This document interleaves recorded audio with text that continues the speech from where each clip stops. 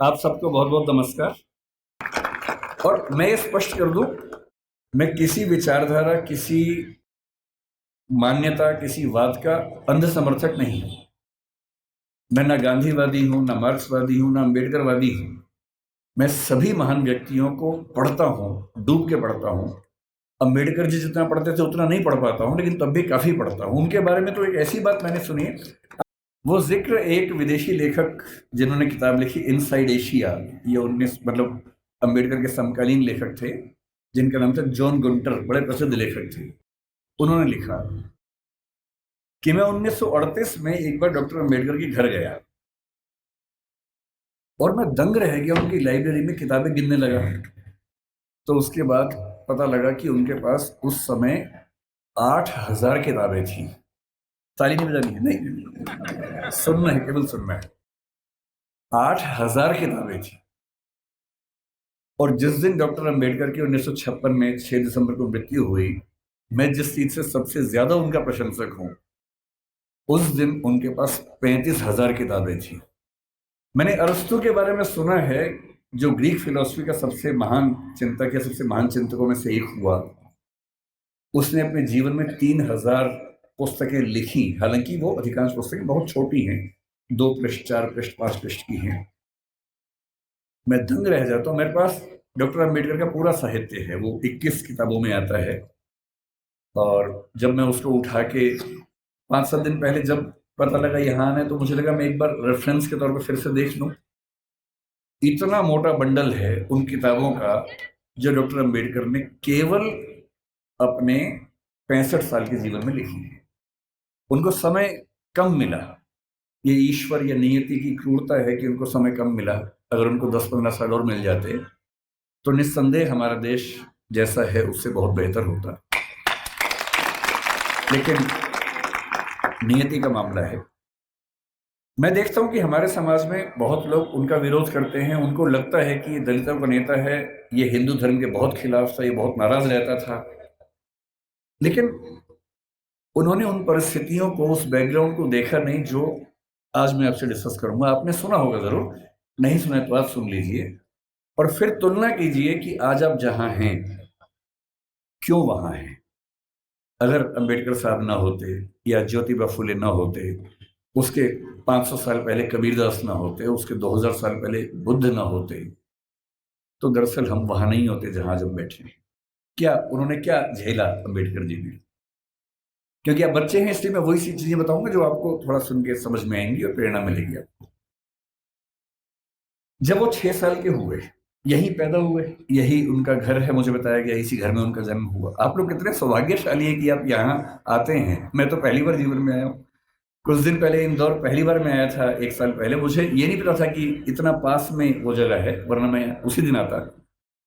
तो मुझे बड़ा आश्चर्य हुआ कि मैं इंदौर तक आया भी और मुझे पता नहीं चला।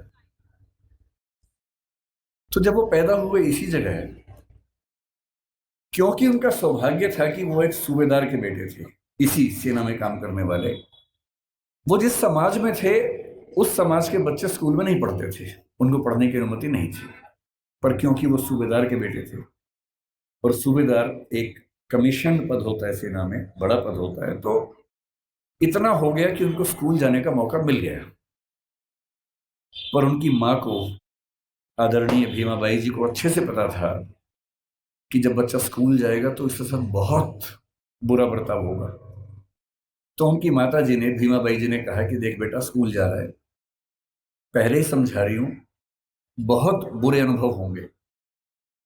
लड़ना मत, झगड़ना मत, विद्रोह करके छोड़ मत देना, क्योंकि पढ़ाई करोगे वो अकेला रास्ता है कि कुछ बड़ा कर पाओगे जीवन में, वरना कोई दूसरा रास्ता नहीं है।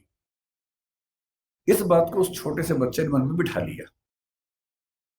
वो स्कूल गया। उस स्कूल में पहली बार कोई ऐसा बच्चा आया था जो समाज के अछूत कहे जाने वाले समुदाय का हिस्सा था।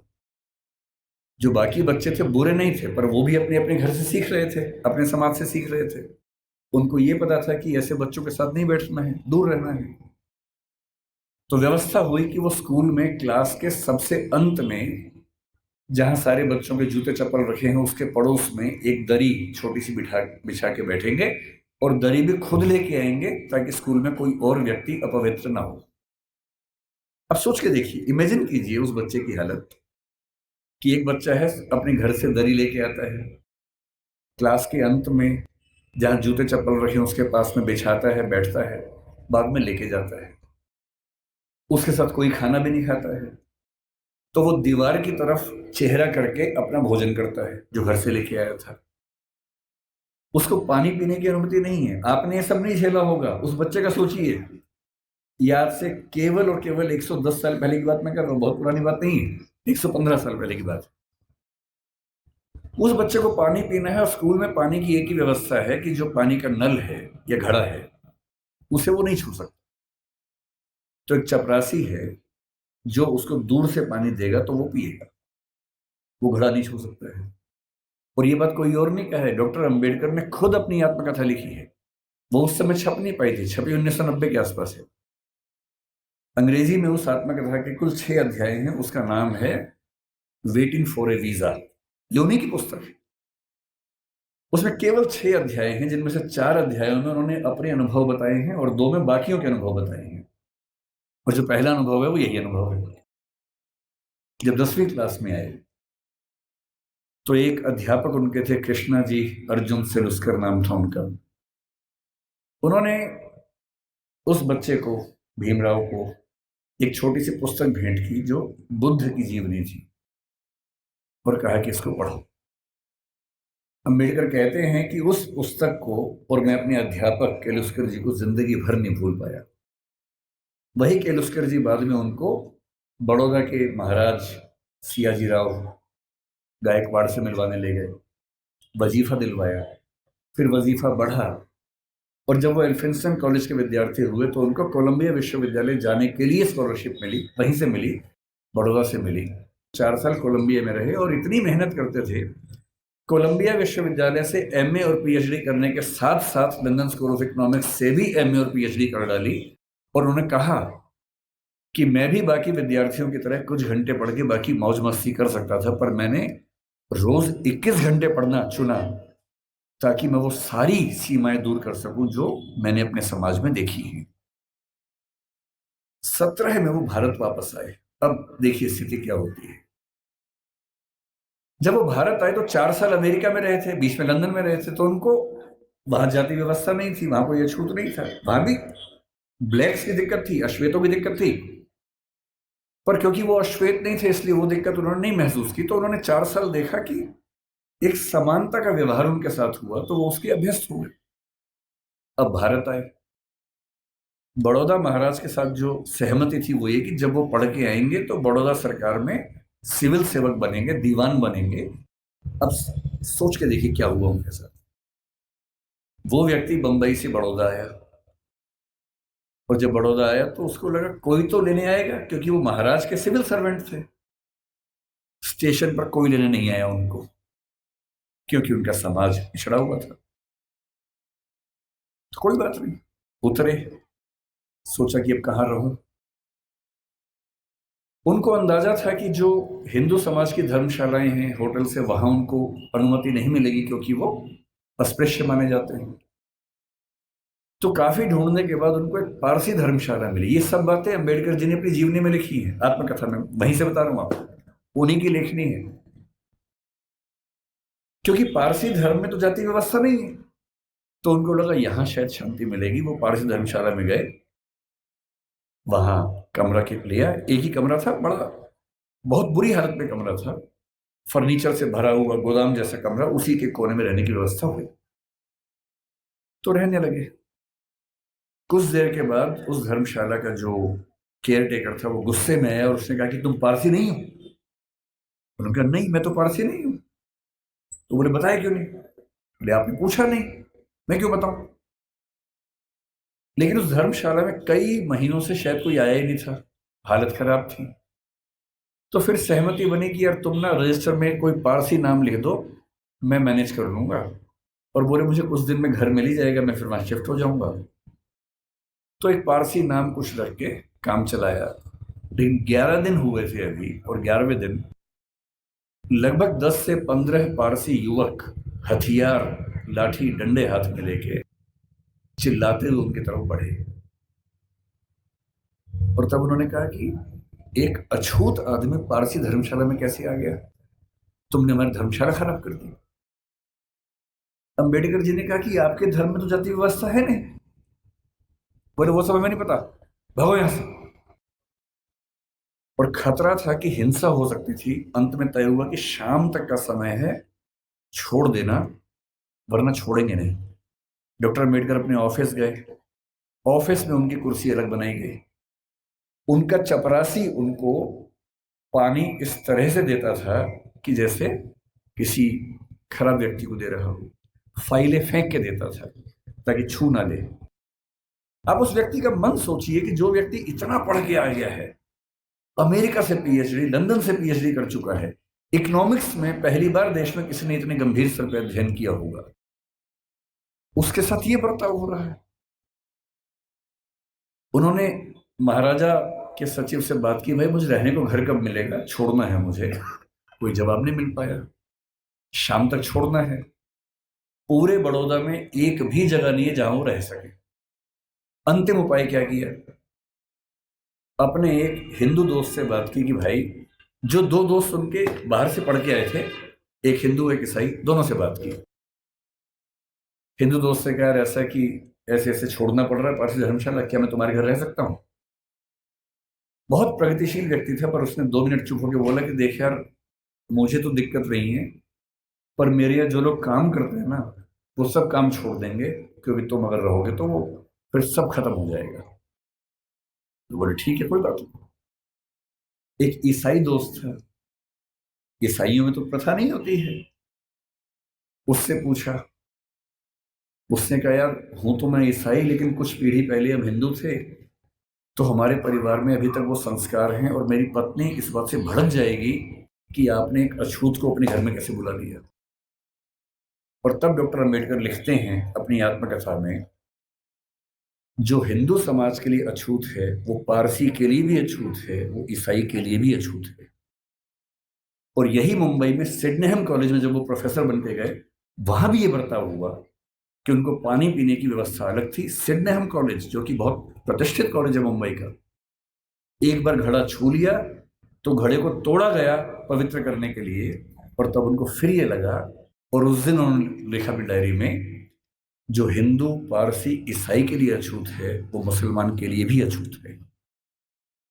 आप अनुभव सोचिए उस व्यक्ति के, जिसको समाज के सब समुदाय गाली दे रहे हैं, इतना पढ़ने के बाद, जो बड़ौदा के राजा का सैन्य सचिव रह चुका है, जो व्यक्ति सिडनेहम कॉलेज में असिस्टेंट प्रोफेसर रह चुका है, और वो लगातार कोशिश कर रहे हैं कि इस समाज के भीतर हमें एक्सेप्टेंस मिल जाए, हमारे समाज को एक्सेप्टेंस मिल जाए।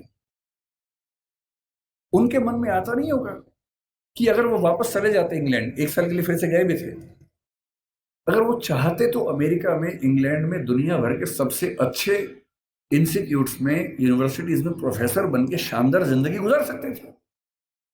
क्या कमी थी उनके जीवन में? पर उनको एक बात हमेशा लगती थी कि अगर मेरे समुदाय में संयोग से मैं पढ़ लिख गया हूं, उनके परिवार के 14 बच्चों में वो 14वें बच्चे थे, और उनके खानदान का, उनकी जाति का, समुदाय का पहला बच्चा था जिसने 4th क्लास पास की थी। उनको एक ही बात लगती थी कि मैं अपनी जिंदगी तो शानदार बना के गुजार सकता हूं, बड़ी बात नहीं है। पर नियति ने, इतिहास ने मुझे एक ऐसा मौका दिया है कि यदि मैं अपने निजी सुख दुख भूल जाऊं और रात दिन 24 घंटे अपने समाज के विकास में ताकत लगा दूं, तो हो सकता है कि मेरी वजह से हजारों, लाखों, करोड़ों उन व्यक्तियों को बेहतर जिंदगी मिले जिनकी जिंदगी मानवीय जिंदगी तो नहीं है, कई मामलों में पशुओं से भी बदतर जिंदगी है। और इसीलिए मैं कहता हूं कि जो बोधिसत्व शब्द है वो दरअसल वैसे ही व्यक्तियों के लिए बना हुआ है। क्या सीखें उनसे? उनसे हमें मुख्य रूप से 3-4 बातें सीखनी है। उन्होंने कहा कि मैंने जो कुछ सीखा है 3 व्यक्तियों से सीखा है। बुद्ध से सीखा, कबीर से सीखा, और ज्योतिराव फुले से सीखा। सच बात है कि उन्होंने अपनी माँ भीमा बाई से भी बहुत कुछ सीखा, क्योंकि माँ ने ही सिखाया था कि भूल के भी झगड़ा मत करना, पढ़ना। और उनकी जिंदगी में एक टर्निंग पॉइंट ये भी था कि जब उनकी माँ की मृत्यु हो रही थी तो कोई वैद्य उनके घर तक नहीं आए, क्योंकि वो अछूत महिला थी, तो वैद्य उनके घर में कैसे आ सकता था। और तब उनको लगा कि मेरी माँ जिस रोग से मरी वो तो चलो एक दैहिक रोग था, पर ये समाज जिस मानसिक रोग से ग्रस्त है उसका इलाज जरूरी है, और जीवन भर उन्होंने वो किया। अम्बेडकर जी से आपको और हमें क्या सीखना चाहिए? मैं तो अपने हिस्से का सीखता हूं, आपको भी क्या सीखना चाहिए? देखिए, जो समाज का वंचित समुदाय है जिसमें हम में से अधिकांश लोग आते हैं, आपको समानता की स्थिति में आना है। अम्बेडकर जी एक बड़ा सुंदर संविधान देश का लिख के गए हैं। उस संविधान में एक हिस्सा मूल अधिकारों का है। बहुत इंटरेस्टिंग बात है कि हमारे संविधान के मूल अधिकारों में सबसे पहला अधिकार समानता का है, न कि स्वतंत्रता का है, क्योंकि समानता जरूरी है।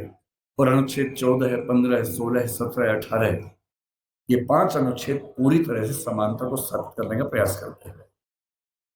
और आर्टिकल 17 में साफ साफ लिखते हैं, अस्पृश्यता का अंत किया जाता है और किसी भी रूप में इसका आचरण निषिद्ध होगा और दंडनीय होगा।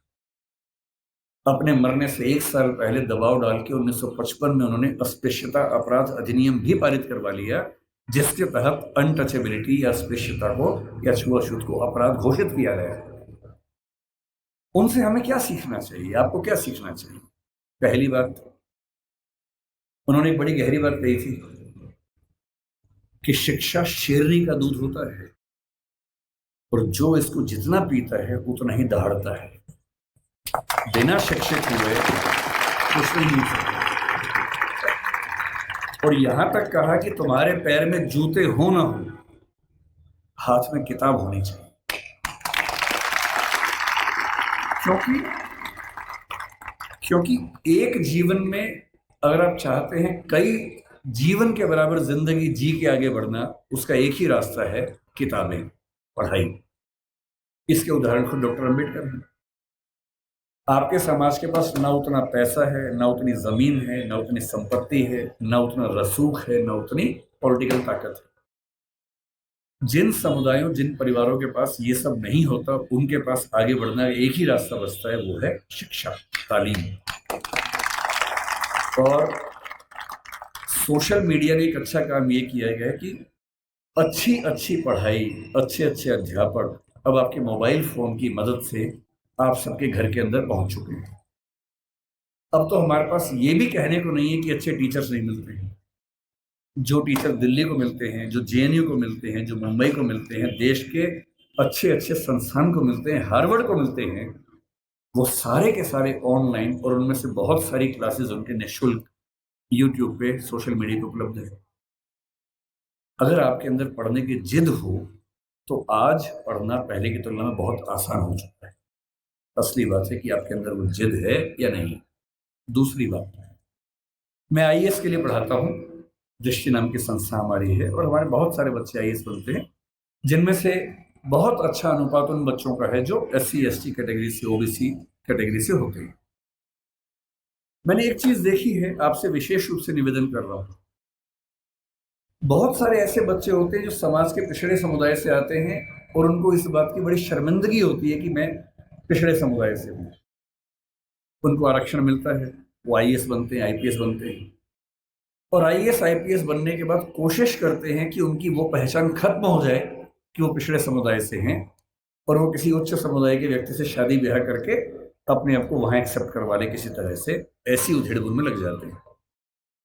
मैं आपसे एक बात का निवेदन करना चाह रहा हूं, जिस समाज से आप हैं उस समाज को लेकर शर्मिंदा कभी नहीं होना है, एकदम नहीं होना। आप सिविल सेवक बनेंगे, नेता बनेंगे, पुलिस वाले बनेंगे, जज बनेंगे, जो भी बनेंगे, आपकी मुख्य जिम्मेदारी संविधान के प्रति है, अपने दायित्वों के प्रति है, एकदम ठीक बात है, उसमें कोई कोताही करनी भी नहीं चाहिए। पर ध्यान रखना है, आरक्षण के पीछे का मूल तर्क क्या है? आप सोच के देखिए कि इस देश में कुल नौकरियां अगर मैं मान लूं केंद्र में, तो 1 लाख के आसपास, जिनमें एससी समाज की 15,000 के आसपास होंगी। एससी समाज की कुल आबादी अगर हम देखें, इस समय 16% से ऊपर आबादी है। अगर 150 करोड़ दिमाग में रखने या 140 करोड़ रखे तो 23 करोड़ के आसपास आबादी दलित समाज की या एससी समाज की भारत में। 23 करोड़ में से अगर 15,000 लोग नौकरी पा लेंगे, क्या इससे दलित समाज की आर्थिक स्थिति बेहतर हो जाएगी? नहीं होगी, वो तो 15,000 की होगी। तो आरक्षण क्यों दिया जाता है? आरक्षण का उद्देश्य ये नहीं है कि लोग अमीर हो जाए, वो तो 15,000 होंगे। आरक्षण का उद्देश्य ये है कि जब पूरे एक गांव में एक दलित बच्चा या एसटी बच्चा या ओबीसी बच्चा आईएएस बनता है या जज बनता है, उस गांव के हर व्यक्ति को कॉन्फिडेंस आ जाता है कि दिक्कत आएगी तो मेरा छोटा भाई मेरे साथ खड़ा हुआ है, और आपको वो छोटा भाई छोटी बहन बनना है। जिस दिन आप सफल हो जीवन में, आपके समाज ने बहुत आहुति दी है आपकी सफलता में, और आप जिंदगी भर भी उनकी मदद करेंगे तो अपना उधार चुका नहीं पाएंगे। कोई ऐसा काम नहीं करना जो गैर कानूनी हो, जो असंवैधानिक हो, ऐसा नहीं करना है। अपनी नौकरी की हदों में रहना है, अपने नियमों का पालन करना है। लेकिन जैसे आप आईएएस बनेंगे, आपके परिवार में कोई संकट में होगा, आप उसकी हेल्प करेंगे ही करेंगे। ठीक वैसे आपके समाज में कोई संकट में है, पुलिस यदि उसके साथ बदतमीजी कर रही है, गैर कानूनी कृत्य कर रही है, तो उस पुलिस को आप फोन करेंगे तो उसके साथ कुछ गलत नहीं होगा, ये आप पक्का कर सकते हैं। अंबेडकर साहब से सीखना चाहिए कि मैं जिस पृष्ठभूमि से हूं उस पर शर्माना नहीं है। अगर वो पीछे की स्थिति है तो उससे लड़ना है, और अपने साथ साथ अपने पूरे समाज को मुख्य धारा में लाने के लिए टेढ़ी चोटी का जोर लगाना है। ये सीखना है। तो पहली बात सीखनी है पढ़ाई, दूसरी बात सीखनी है अपने समाज का साथ देना। पीछे कोई भी हट सकता है। जाति को लेकर कबीरदास ने बड़ी गहरी बात कही थी कि व्यक्ति की पहचान उसकी योग्यता से होनी चाहिए, मेहनत से होनी चाहिए। जाति में क्या रखा हुआ है? उन्होंने कहा, जाति ना पूछो साधु की, पूछ लीजिए ज्ञान। ज्ञान पूछो, मोल करो तलवार का, पड़ी रहन दो म्यान। म्यान में क्या रखा है? तलवार की कीमत है। और यदि हम कहते हैं कि पिछड़े समाज के लोग पढ़ने में पीछे हैं, तो ऐसा क्या था कि एक बच्चे को मौका मिला और वो पूरी संविधान सभा में सबसे ज्यादा पढ़ा लिखा व्यक्ति बन गया? इसका मतलब है कि अवसर मिले, जुनून हो तो व्यक्ति कुछ भी कर सकता है। और मेरे पास जो मेरे प्रेरणा स्रोत हैं बहुत सारे हैं, उनमें से एक डॉक्टर अंबेडकर हैं। और मेरा मन कहता है कि मैं अपने समाज के बच्चों से, केवल आपसे नहीं, मैं अपने घर के बच्चों से भी यही कहता हूँ कि जिंदगी जियो तो वैसी जियो कि आपके जाने के बाद लाखों करोड़ों व्यक्तियों का जीवन बेहतर बने। और ये मजाक नहीं है। डॉक्टर अंबेडकर ने हमेशा कहा कि भाई, नायक पूजा मत करना। जब लोग उनका जन्मदिन मनाते थे वो बुरा मानते थे कि यार तुम बिना बात के मुझे भगवान बना रहे हो, ऐसा मत करो। नाराज होते थे कि ये तुम मुझे भगवान बना दोगे तो तुम अपनी जिम्मेदारी भूल जाओगे, सोचोगे ये भगवान था, इसी का काम था, मेरा काम नहीं है, ऐसा मत करना। उन्होंने खूब मना किया। समाज की अपनी मजबूरी है कि यदि कोई व्यक्ति इतना महान काम करके जाए तो उसको सम्मान न दे तो क्या करे। इससे उनका जन्मदिन भी मनाया जाता है, पुण्यतिथि भी मनाई जाती है। 14 अक्टूबर का दिन भी नागपुर में मनाते हैं। अम्बेडकर जी कहते थे कि जिंदगी बहुत लंबी होने का मतलब नहीं है, जिंदगी महान होनी चाहिए। और महान जीवन का मतलब ये होता है कि सफल होना तो बहुत छोटी बात है।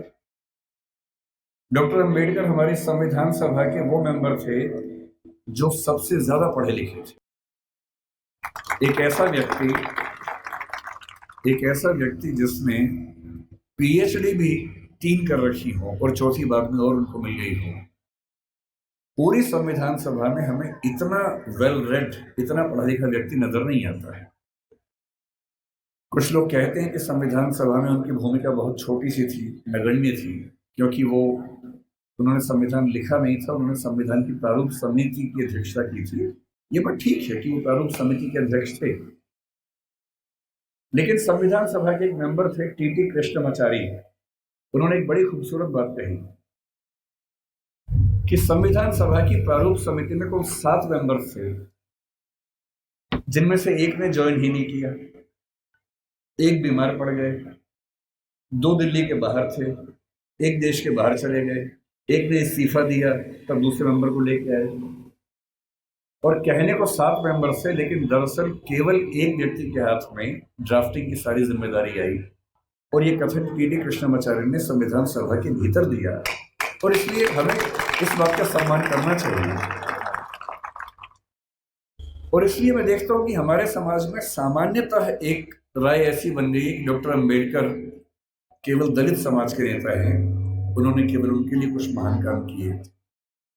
और मेरा मानना है कि इस गलत फहमी से हमारे समाज को बचना चाहिए।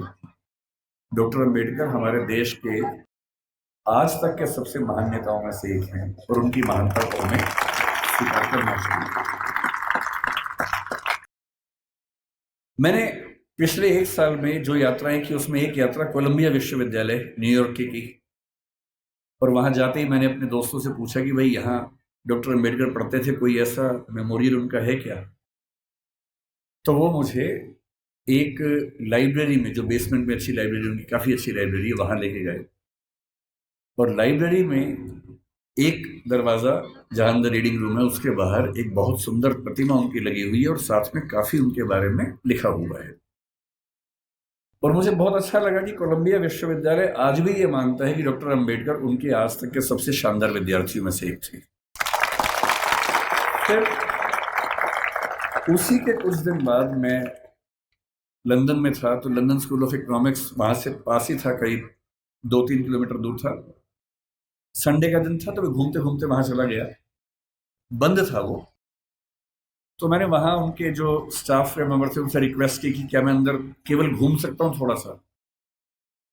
तो बोले हाँ, घूम लीजिए।